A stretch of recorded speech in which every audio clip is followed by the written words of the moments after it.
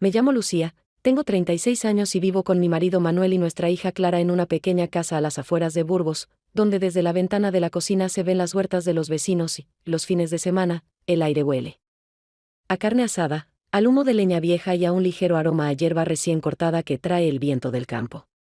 Nuestra vida es tranquila, predecible y tan ordenada que cualquier pequeño acontecimiento que se salga del horario se siente como una ola en un agua inmóvil, y en esos momentos tomo plena conciencia de lo meticulosamente que tenemos todo colocado. En su sitio, Manuel trabaja en el almacén de una gran empresa comercial. Cada mañana sale de casa antes de que yo pueda calentarle el café, siempre con la misma chaqueta, con esa misma concentración en la mirada. Regresa tarde por la noche, tan cansado que, sentado a la mesa para cenar, a menudo se detiene a mitad de una frase, como si intentara recordar lo que quería decir.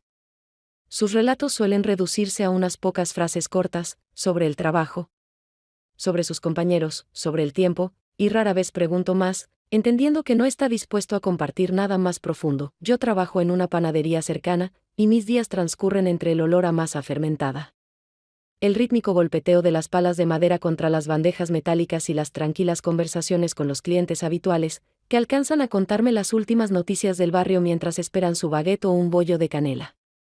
El trabajo es sencillo, pero tiene su propio ritmo, y he aprendido a encontrar en él cierta calma. Clara, nuestra hija de 8 años, va a la escuela local y llena la casa con sus historias sobre la profesora de música, anécdotas divertidas con sus compañeros o dibujos que quiere enseñarme de inmediato, sin esperar a que me quite el delantal después del trabajo. Gracias a ella, las tardes tienen al menos un poco de color, el mismo que a menudo nos falta a Manuel y a mí. Cuando Clara se duerme, solemos sentarnos frente al televisor, escuchando las voces de fondo de los presentadores y de las series, y hablamos solo de lo que concierne a lo cotidiano, facturas, compras, horarios escolares. Rara vez tocamos temas que puedan provocar discusiones o poner en duda el orden habitual de las cosas. Supongo que para ambos es más sencillo así. En nuestro armario, detrás de los jerseys doblados y de las cajas con juguetes viejos, hay una pequeña caja de cartón que nadie conoce salvo yo. Dentro hay fotos amarillentas y cartas de la época en que yo era más joven, más segura de mí misma, cuando había más ligereza en mí y más personas alrededor que me miraban con interés. No la abro con frecuencia, porque cada vez que lo hago me cuesta volver al ritmo habitual. Pero a veces, cuando las tardes se vuelven especialmente vacías y monótonas, saco una de esas cartas, paso los dedos por el papel áspero y recuerdo otra versión de mí. La que reía sin mirar el reloj y podía decir en voz alta lo que pensaba sin considerar las consecuencias. Manuel nunca pregunta qué pasa por mi cabeza, y yo hace tiempo que aprendí a no pedirle más de lo que está dispuesto a dar. Nuestra vida fluye de manera uniforme, como si ambos hubiéramos aceptado en silencio mantenerla exactamente así y no intentar cambiar nada sustancial. En nuestro barrio la mayoría vive de forma parecida, trabajo, familia, un pequeño huerto o un negocio propio, y por eso incluso los cambios pequeños se perciben como acontecimientos de los que se hablará durante varios días. A veces pienso que quizá me bastaría con esta estabilidad si no fuera por esos momentos raros en que salgo al patio por la tarde y veo que en las ventanas de las casas vecinas alguien se ríe a carcajadas, otros discuten, y otros simplemente se sientan en el porche con una taza de té, observando la calle. En esos instantes me invade una extraña inquietud, casi física, como si en algún lugar muy cercano hubiera otra vida, más ruidosa, cálida e intensa, a la que no tengo acceso, pero que aún así me roza con olas invisibles, obligándome a preguntarme si realmente quiero que todo siga igual. El jueves siguiente, cuando volvía del trabajo con una bolsa de pan duro que el dueño de la panadería me deja llevar a casa, el teléfono sonó en mi bolso tan de repente que me detuve en mitad de la acera, intentando encontrarlo entre las llaves, la libreta y las monedas sueltas. En la pantalla apareció el nombre, mamá, y sin darme tiempo a suspirar contesté, porque sabía que no se detendría hasta decir lo que consideraba importante. Su voz era fuerte, como siempre, y un poco irritada, aunque aún no había escuchado el motivo. Me informó de que en su piso del centro se había roto una tubería en el baño, que el fontanero no iría hasta la semana siguiente y que tendría que quedarse, un tiempo, en nuestra casa hasta que todo estuviera arreglado. Pronunció esa frase con un tono como si me estuviera haciendo un favor, no pidiéndome alojamiento. Intenté precisar si no podría quedarse en casa de la tía Carmen, que tiene una habitación libre, pero mamá me interrumpió para explicar que Carmen se había ido a Sevilla a visitar a su hija y que, en todo caso, Le resultaría más cómodo en nuestra casa porque, ahí está más cerca de la parada del autobús y tenéis una cocina de verdad, no ese monstruo eléctrico espantoso. La escuchaba en silencio, y con cada palabra me crecía esa conocida sensación de prever el caos que siempre trae consigo a cualquier espacio. Isabel Romero, mi madre, mujer de pelo canoso impecablemente peinado, lengua afilada y confianza absoluta en tener la razón, podía hacer que cualquiera se sintiera bajo inspección. Sus visitas nunca eran tranquilas, y cada vez que se marchaba yo tardaba días en restablecer el orden habitual de la casa, de mis pensamientos e incluso de cosas pequeñas, como la disposición de las tazas en el armario. Acepté, aunque sin mucho entusiasmo, entendiendo que negarme sería provocar un conflicto para el que no tenía fuerzas ni ganas. Dijo que vendría mañana al final de la tarde, y añadió que traería un poco de repostería casera, porque seguro que ahí en la panadería pasas el día oliendo pan y bollos, pero sin comer nada de verdad. Ese comentario era muy propio de mamá, incluso cuando aparenta preocuparse, siempre hay en sus palabras un ligero pinchazo. Cuando llegué a casa, Manuel estaba cambiando la bombilla del salón y, al oír que mamá iba a quedarse con nosotros, se encogió de hombros y dijo algo como, bueno, si hay que hacerlo, se hace, para luego volver a su herramienta sin mostrar ni alegría ni especial disgusto. Para él era simplemente otra circunstancia doméstica que aceptar. Para mí, en cambio, era el comienzo de esa ola impredecible que al día siguiente alteraría el ritmo habitual de nuestra vida. Al día siguiente, habiendo vuelto del trabajo un poco antes de lo habitual, me apresuré a poner en orden la cocina. Repartí la ropa limpia por las habitaciones, quité el polvo de los muebles del salón y comprobé que hubiera suficiente espacio en el armario del pasillo para las cosas de mamá. Sabía que todos esos esfuerzos no me salvarían de su costumbre de reorganizarlo todo a su manera, pero en el fondo albergaba la esperanza de conservar al menos una parte del orden. Hacia las 6 de la tarde escuché el ruido de un taxi que se detenía frente a nuestra casa. Al salir al porche vi cómo el conductor bajaba del maletero 2 maletas grandes, mientras mamá estaba de pie junto a él, sosteniendo en la mano una bolsa blanca de la que salía el tibio aroma de su emblemática tarta de manzana con canela. Llevaba un abrigo claro, sin una sola arruga, el pelo recogido con esmero, un maquillaje ligero y en la mirada esa misma atención que siempre la acompañaba al entrar en cualquier lugar, como si ya hubiera evaluado todo alrededor antes de poner un pie en el patio. Intercambiamos unas pocas palabras y tomé una de las maletas, pero mamá casi enseguida se detuvo al mirar a través de la valla.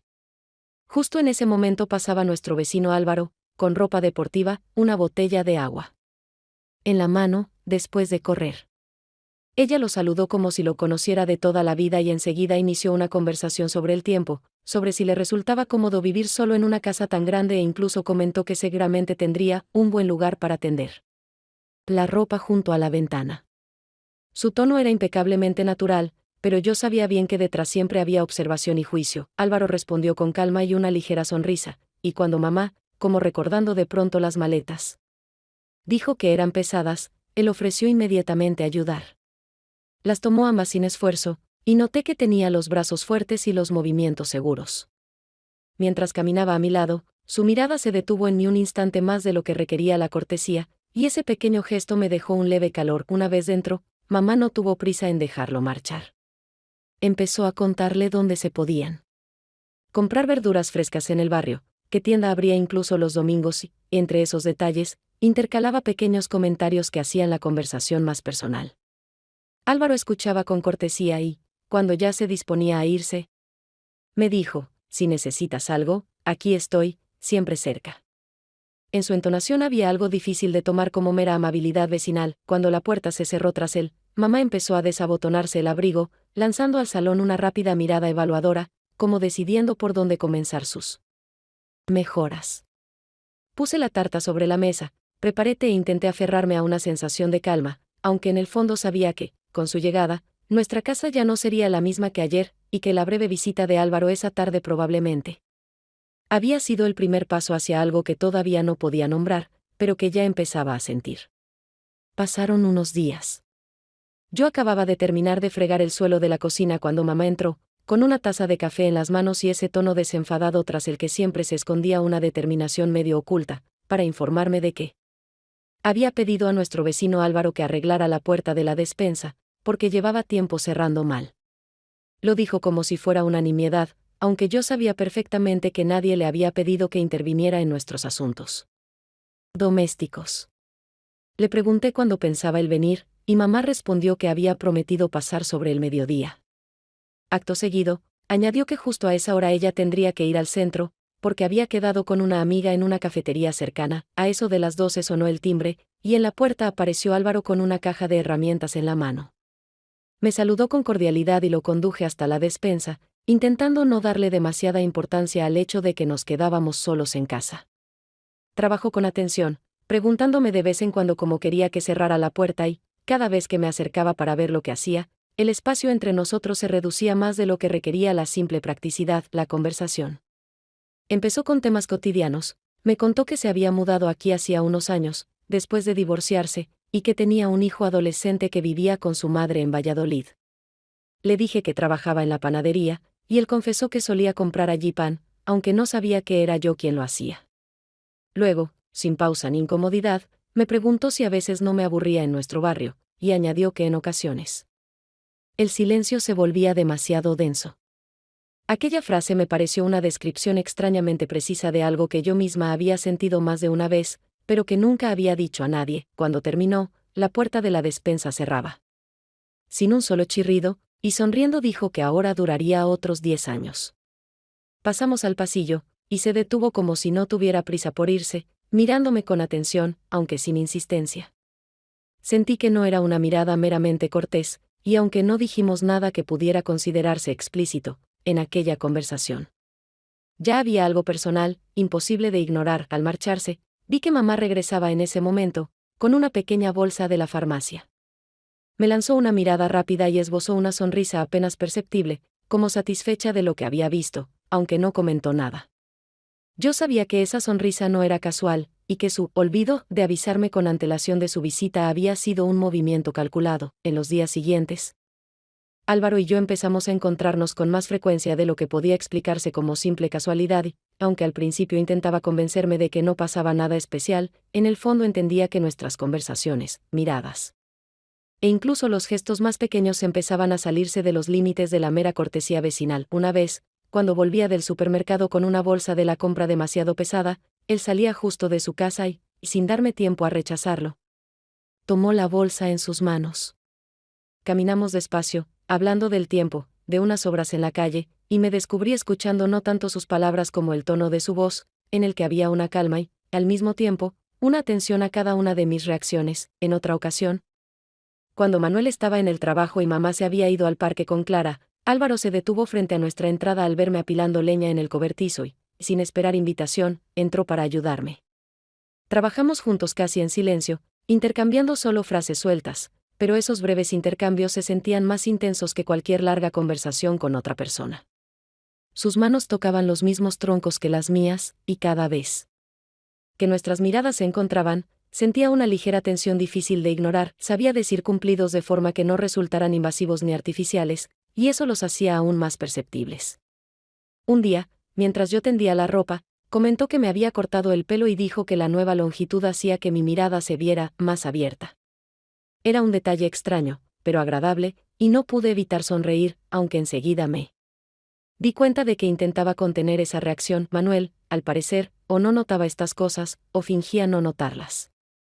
Llegaba a casa como siempre, cenaba y se sentaba frente al televisor, mientras yo realizaba las tareas de costumbre, pensando que mis días habían empezado a llenarse, sin darme cuenta, de la expectativa de esos encuentros casuales. Mamá, de vez en cuando, me lanzaba miradas breves, cargadas de cierta ironía, pero sin comentar nada, como si observara el desarrollo de los acontecimientos y esperara a que fueran lo bastante evidentes. Me descubrí cuidando más mi aspecto. Incluso para ir al supermercado, revisando en el espejo que la camisa estuviera bien puesta, que el dobladillo de la falda no estuviera arrugado. Era una sensación nueva, arreglarme no para todos, sino para alguien concreto. Y, al mismo tiempo, dentro de mí convivían una ligera excitación y una tensión interna, porque entendía perfectamente que esas pequeñas cosas, que ayer todavía podían parecer inocentes, ya tenían un significado muy distinto. La tarde del viernes empezó de la forma más habitual posible, y quizá por eso lo que vino después se sintió con tanta intensidad. Manuel llamó después de comer para decirme que se quedaría haciendo un turno extra, porque en el almacén tenían que recibir de urgencia un gran cargamento. Mamá y Clara se habían preparado para ir a una fiesta infantil en el gimnasio del colegio, y yo, por primera vez en mucho tiempo, me quedé sola en casa. En mi cabeza ya se formaban planes para pasar la tarde en silencio, ordenar unos papeles que llevaban semanas en la mesa de la cocina y luego prepararme una cena ligera. Estaba sentada en la mesa revisando documentos cuando sonó el timbre. En la puerta estaba Álvaro con un tarro de aceitunas verdes y una botella de vino tinto, sosteniéndolos como si fuera lo más normal del mundo. Dijo que quería darme las gracias por haberle ayudado con unos trámites en el ayuntamiento, porque sin mi consejo habría tardado mucho en aclararse con esos formularios interminables. Su voz era tranquila, pero noté en sus ojos una ligera sonrisa, como si ocultara algo más que simple gratitud. Al principio me sentí un poco incómoda por dejar entrar al vecino con vino mientras mi marido estaba en el trabajo, pero como no suponía nada más que un gesto amistoso, acepté. Pasamos a la cocina, saqué 2 copas, descorché el vino, y la conversación empezó con comentarios sobre su sabor y origen. Pero pronto pasamos a temas personales. Me habló de su trabajo en el taller, de encargos pequeños que a veces hacían para otras ciudades, de su hijo adolescente al que veía menos de lo que quisiera. Yo escuchaba, sintiendo que me interesaba no solo lo que decía, sino cómo lo decía, despacio, observando mis reacciones, dejando a veces una breve pausa, como si me diera la opción de decidir si quería o no escuchar más. El vino se servía despacio, los sorbos eran pequeños pero cálidos, y con ellos iba desapareciendo esa distancia prudente que aún manteníamos días atrás. Estábamos de pie junto a la mesa de la cocina, y me di cuenta de que se había acercado lo suficiente como para que la distancia entre nosotros ya no fuera solo la cómoda para conversar. Su mano rozó la mía, al principio de forma completamente casual, pero los dedos no se apartaron enseguida. Podría haber dado un paso atrás o retirado la mano con facilidad, pero no lo hice. Se inclinó un poco más, y en ese instante me pareció que el espacio alrededor se reducía, aislándonos de todo lo demás. El beso fue breve, casi inseguro, pero tuvo lo suficiente para que el corazón me latiera más rápido y todas las demás ideas se apartaran a un segundo plano. Sentí que la frontera que había intentado mantener se había difuminado, y que devolverla a su sitio ya no sería fácil. Cuando se apartó, los dos fingimos que no había pasado nada especial. La conversación volvió suavemente a los temas de trabajo y de vecinos, pero ahora cada palabra tenía otro trasfondo. Cuando se fue, dejando sobre la mesa la botella a medio vaciar, me quedé unos minutos junto a la puerta, intentando decidir si aquello había sido un impulso aislado o el primer paso hacia algo de lo que ya no habría vuelta atrás. Pasaron apenas unos días desde aquella noche, pero ya sentía que mi interacción con Álvaro había cambiado. Incluso un saludo rápido por encima de la valla llevaba implícito un acuerdo tácito, y notaba como yo misma empezaba a ajustar mi día para salir al patio justo cuando él podía estar cerca. El martes decidí devolverle una fuente de barro grande en la que, no hacía mucho, me había traído varias porciones de su lasaña casera. Al ver que su portón estaba entreabierto, entré en el patio, llamando para que no pareciera que llegaba a escondidas. Respondió desde dentro de la casa e invitó a pasar, diciendo que quería enseñarme la reforma del pasillo en la que había estado trabajando el fin de semana. Lo seguí por un pasillo estrecho, entre la pared y unos armarios nuevos, y justo allí se detuvo de golpe, se giró hacia mí, y sin decir una palabra, me besó. Esta vez el beso fue más profundo, decidido, sin la breve cautela que hubo aquella vez en la cocina. Sentí que el espacio se reducía a unos pocos centímetros entre nuestros rostros, y que todo lo que ocurría existía aparte del resto del mundo. Sus manos me abrazaron con cuidado, y yo respondí de la misma manera, sin pensar en las posibles consecuencias. De pronto, al otro extremo del pasillo, apareció mamá, que evidentemente había visto hacia dónde me dirigía. Permaneció inmóvil, mirándonos con esa frialdad especial que siempre me hacía sentir como una niña que acaba de hacer algo inaceptable. Su voz, cuando al fin habló, fue plana pero firme, sin dejar espacio para discutir. Vuelve a casa, Lucía. Sentí la sangre subir a mi cara y, sin mirar atrás hacia Álvaro, salí de la casa sosteniendo con fuerza la fuente que no llegué a entregarle. De camino a casa, intentaba decidir qué sentía con más intensidad: vergüenza, por haber sido sorprendida en un momento imposible de explicar como inocente, o rabia, por la brusca intromisión en algo que sentía como mi espacio personal. Al llegar a nuestro patio, mamá no dijo nada más, simplemente entró en la casa y empezó a ordenar unos papeles que yo había dejado en la mesa de la cocina por la mañana. Su silencio en ese momento pesaba más que cualquier reproche, y sabía que aquella escena tendría continuación, aunque no ese día. Por la noche, cuando Manuel volvió, actué como si el día hubiera transcurrido con normalidad, sin permitir que ningún gesto o palabra revelara lo sucedido horas antes. Él no preguntó nada, y yo sabía que, incluso si lo hiciera, difícilmente encontraría una manera de responder que sonara simple y verdadera. A la mañana siguiente me desperté. Antes que todos, me preparé un café y salí al patio para dejar que mis pensamientos se enfriaran después de lo de ayer. No sabía qué esperar de mamá, pero estaba preparada para su franqueza habitual, esas frases afiladas que dan en el blanco y no dejan espacio para excusas. Estaba sentada a la mesa cuando ella salió, con su gran taza de cerámica favorita en las manos, y, sin pausas ni gestos teatrales, se sentó frente a mí. Su rostro no mostraba irritación ni enfado, y esa ausencia de emociones familiares me desconcertó. Durante unos segundos miró por la ventana, hacia el patio vecino donde Álvaro ya trabajaba, y luego habló. No apruebo las infidelidades, dijo con voz serena, sin cambiar de postura, pero a veces la vida te da la oportunidad de sentirte viva, y lo importante en esos momentos es no perder la cabeza. Sus palabras fueron claras, sin adornos, y sin embargo escondían algo que podía interpretarse como un aliento velado. No tuve tiempo de responder, porque dio un sorbo a su café y continuó de inmediato, que una mujer tiene derecho a sus propios sentimientos, pero que debe recordar las consecuencias para quienes están cerca, y que el mayor error es confundir un impulso breve con una decisión capaz de darle la vuelta a toda una vida. La escuchaba intentando descifrar si aquello era un consejo sincero o una forma refinada de control. En su voz no había juicio, pero tampoco un apoyo sin condiciones, más bien una insinuación de que veía y entendía más de lo que decía, y que me dejaba el derecho de elegir, aunque estableciendo unos límites que no mencionaba explícitamente. Luego cambió de tema de repente, como si nuestro breve pero importante intercambio ya se hubiera producido y estuviera cerrado. Mencionó que hacía falta comprar toallas nuevas, porque las que había ya no conservan la forma después de lavarlas. Habló del avance de la reparación en su piso, que iba más lento de lo previsto, e incluso preguntó si no me apetecía hacer una tarta esa tarde para que pudiéramos sentarnos juntas y comer algo casero, sin prisas. Sentía que esos temas domésticos ahora sonaban de otra manera, se superponían a lo que acababa de decir y creaban una extraña atmósfera de complicidad, en la que compartíamos un secreto sin reconocerlo en voz alta. Cuando se fue, me quedé unos minutos más sentada con la taza de café ya fría entre las manos. Sus palabras daban vueltas en mi cabeza, dejándome una sensación contradictoria. Como si al mismo tiempo me hubieran dado una advertencia y un permiso.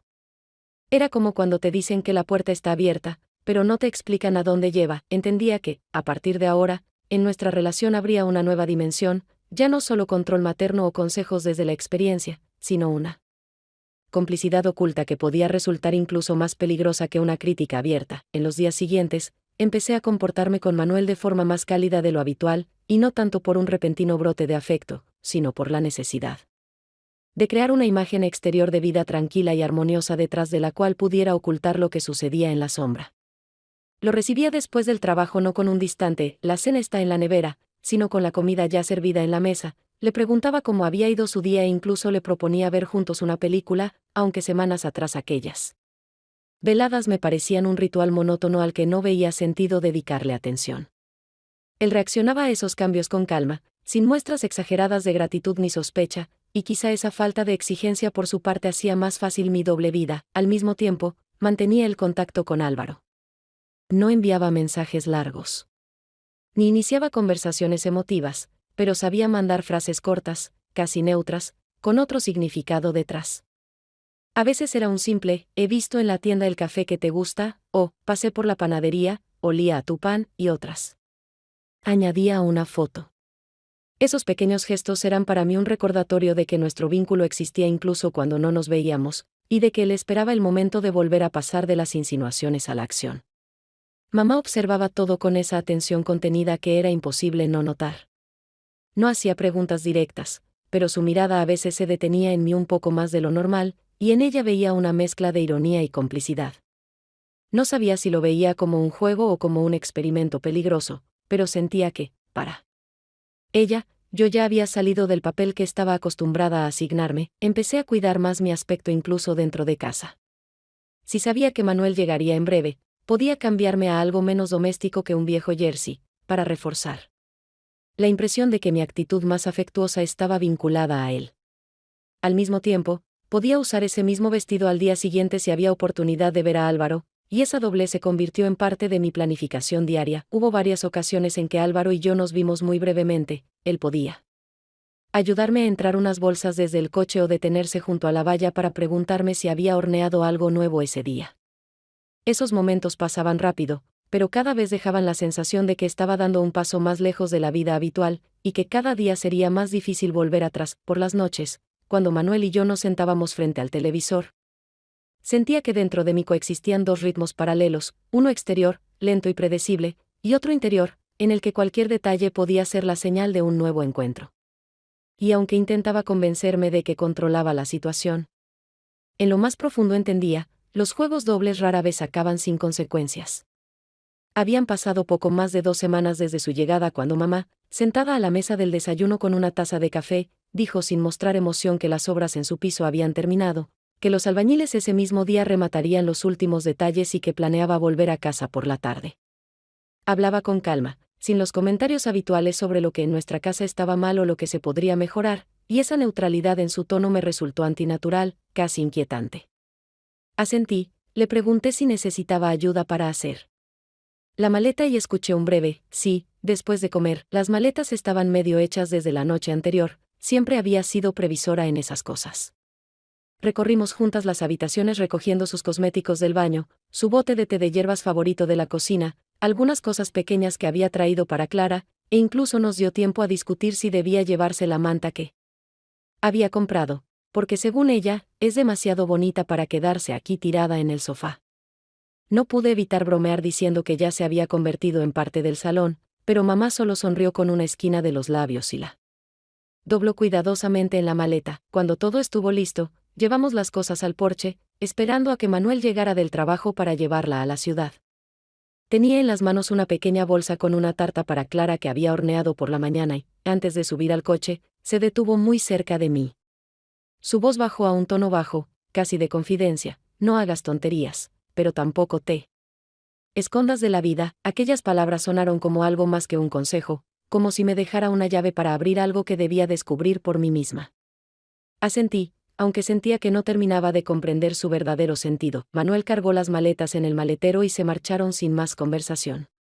Me quedé en el porche mirando cómo el coche desaparecía al doblar la esquina y sentí un extraño vacío, no tanto por su partida, sino por la sensación de que desaparecía esa vigilancia externa que, aunque no lo admitiera, de algún modo me mantenía dentro de ciertos límites. La tarde transcurrió con normalidad, Clara en su habitación ordenando cuadernos nuevos y contándome alguna novedad del colegio, Manuel en el salón arreglando una estantería que llevaba meses tambaleándose, y yo preparando té, intentando acomodarme a un ritmo tranquilo. Pero la calma duró poco. Alguien llamó suavemente a la puerta. En el umbral estaba Álvaro con una botella de vino en la mano. Dijo que había perdido su sacacorchos y quería pedirme el mío, y mientras yo iba a la cocina a por él, me contó, con naturalidad, que había pasado todo el día en el taller y que ahora quería permitirse una copa de vino antes de dormir. Cuando le tendí el sacacorchos, sus dedos rozaron mi palma y se quedaron justo el tiempo suficiente para que lo notara. Intercambiamos unas cuantas frases sobre el día, me prometió devolverlo mañana y se marchó, dejándome una sensación difícil de ocultar incluso ante mí misma. Cerré la puerta y escuché los ruidos del salón, donde Manuel seguía trabajando con las herramientas. En el fondo comprendía que, con la partida de mamá, la historia con Álvaro no había terminado, al contrario, había ganado un nuevo espacio para desarrollarse, sin testigos, pero con la misma tensión que ya formaba parte de mi vida. Al día siguiente, al volver a casa desde la panadería, me detuve como siempre junto al buzón para sacar las facturas, folletos publicitarios y, quizá, una carta del colegio de Clara. Entre los sobres habituales había también una hoja doblada en dos, sin sobre. El papel era grueso, un poco áspero al tacto, y en él solo había unas pocas palabras, escritas con una caligrafía firme y uniforme: cuando quieras, solo da la señal. Sin firma, aunque no hacía falta para saber de quién era. Por un momento incluso me pareció percibir el tenue aroma de su colonia, aunque quizá fuera solo un juego de mi imaginación. Me giré, la calle estaba tranquila, solo la vecina mayor de la tercera casa alimentaba a las palomas, esparciendo migas en la acera, y del patio vecino llegaban golpes sordos de martillo. Nadie miraba hacia mí, y todo parecía indicar que solo sostenía en las manos un recibo cualquiera. Guardé rápidamente la hoja en el bolso y, abriendo la verja, entré en el patio. En el salón, Manuel estaba otra vez rodeado de herramientas, intentando fijar la estantería que llevaba tiempo inclinada. Tenía el rostro concentrado y ni siquiera notó cuando pasé junto a él. Desde la habitación de Clara llegaban risas y su voz rápida, hablaba por teléfono con alguien sobre un nuevo juego que habían inventado con sus amigas. Todo parecía igual que siempre, pero yo sabía que en mi bolso había algo capaz de alterar el ritmo de cualquier día. Fui al dormitorio, abrí el armario y saqué de lo más hondo la caja de cartón conocida, en la que guardaba cartas y fotos antiguas de cuando mi vida era distinta. Al destapar la tapa, puse la nota encima de esas cartas que ya formaban parte de mi historia personal. Encajó ahí como si siempre hubiera debido estar entre esos recuerdos, una nueva página, aún no escrita, pero ya entrelazada con la trama. La miré unos segundos, luego cerré la caja y la devolví a su lugar, sabiendo que podría sacarla. En cualquier momento, de vuelta en la cocina, puse agua a calentar y le pregunté a Manuel si ya estaba terminando con la estantería. Respondió que solo le quedaban unos pocos tornillos y volvió a inclinarse sobre su trabajo, sin levantar la vista hacia mí. Observé sus manos, firmes con el destornillador, y pensé en lo extraño que estaba dispuesto mi mundo, estable y ordenado por fuera, lleno de tensiones y posibilidades ocultas por dentro. Escuchaba la risa de Clara, el ruido de las herramientas en el salón, y al mismo tiempo sentía crecer dentro de mí la certeza de que ahora tenía una elección, aunque aún no estuviera lista para ejercerla. Tal vez aquella nota fuera el inicio de una nueva vida, en la que me permitiera más de lo que me permito ahora. O quizás solo fuera una nueva forma de mentira, una en la que había aprendido a moverme para que nadie lo sospechara, y aunque no sabía si algún día me atrevería a dar esa señal de la que hablaba, su mera presencia en mi casa y en mis pensamientos cambiaba cada uno de mis días, añadiendo una tensión oculta que no exigía decisiones inmediatas, pero recordaba a diario que siempre eran posibles. Aquella noche tardé en dormirme, aunque la casa se comportaba con ejemplar docilidad, el salón en silencio, Manuel respirando hondo y grave como si estuviera al otro lado de una pared, y en el pasillo el viejo frigorífico emitiendo un chasquido leve de vez en cuando. Dentro de mí, en cambio, todo se movía y se fragmentaba en pequeñas preguntas insistentes. Intentaba pensar de forma práctica, ¿qué cambiaría mañana si no hacía nada? ¿Qué pasaría si daba aunque fuera medio paso? ¿Qué le diría a Clara si algún día tuviera que explicar mis decisiones, no de forma abstracta, sino clara? En lugar de respuestas, me llegaban escenas sueltas, su mano sobre la mía un instante más de lo necesario, mi prisa por quitarme el delantal para no verme tan doméstica, la voz de mamá en mi cabeza, no pierdas la cabeza, por la mañana. Todo siguió el horario habitual, y presosamente eso me desorientaba. Manuel, mientras se preparaba para ir al trabajo, me pidió que buscara otro alargador porque en el garaje, según él, otra vez chispeaba un enchufe. Asentí como si fuera la tarea del día. Clara inventó que para el teatro escolar necesitaban una bufanda verde, pero no menta, sino intensa, y le prometí pasar por la tienda de telas después del turno.